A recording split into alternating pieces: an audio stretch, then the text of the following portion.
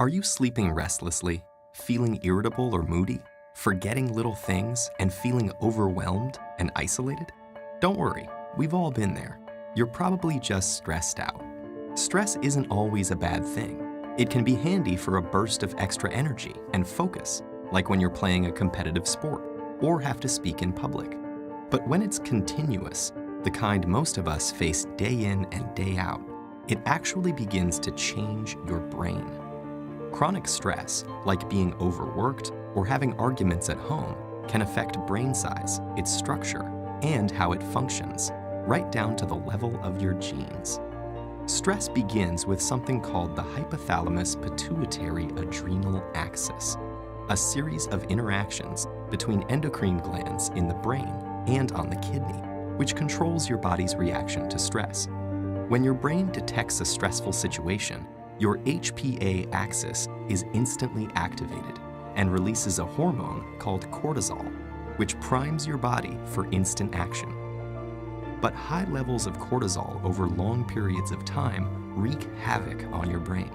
For example, chronic stress increases the activity level and number of neural connections in the amygdala, your brain's fear center. And as levels of cortisol rise, electric signals in your hippocampus, the part of the brain associated with learning, memories, and stress control, deteriorate.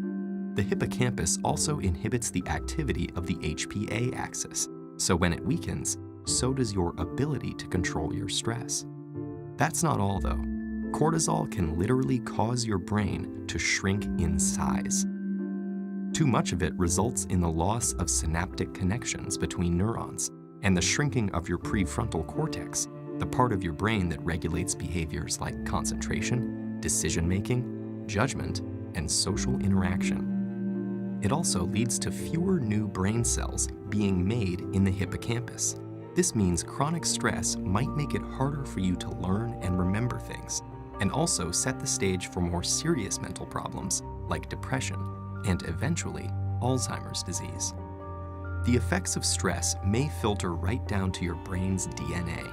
An experiment showed that the amount of nurturing a mother rat provides its newborn baby plays a part in determining how that baby responds to stress later in life.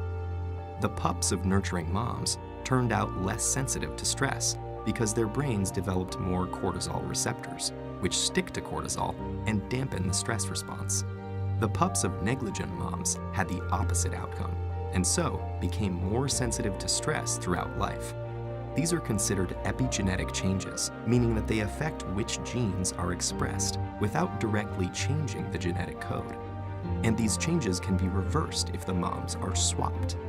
But there's a surprising result. The epigenetic changes caused by one single mother rat were passed down to many generations of rats after her. In other words, the results of these actions were inheritable. It's not all bad news though. There are many ways to reverse what cortisol does to your stressed brain.